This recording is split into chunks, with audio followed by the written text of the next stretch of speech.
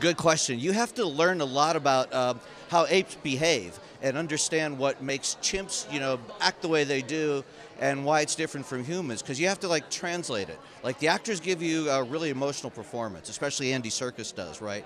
But chimps are different. So what we do is we give them some kind of human qualities that match what the actor does, but it's still very chimp-like. So it's like on the first film, we really spent a long time trying to get it right. This was back on Rise.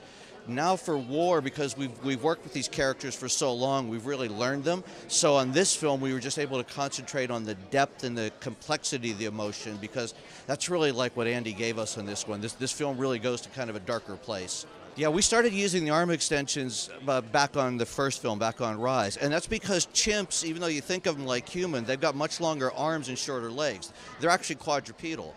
So when they move, they don't really walk, or they kind of waddle when they try to do it on two legs.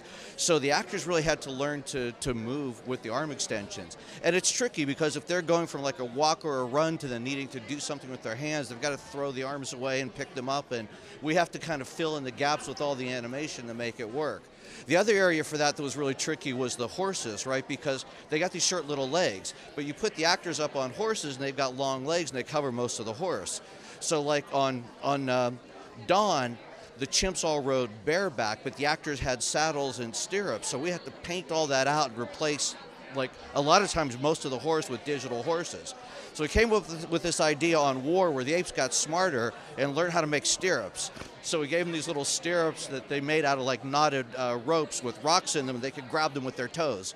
And so it allowed us to keep more of what the actors were doing, because it's hard to ride without stirrups.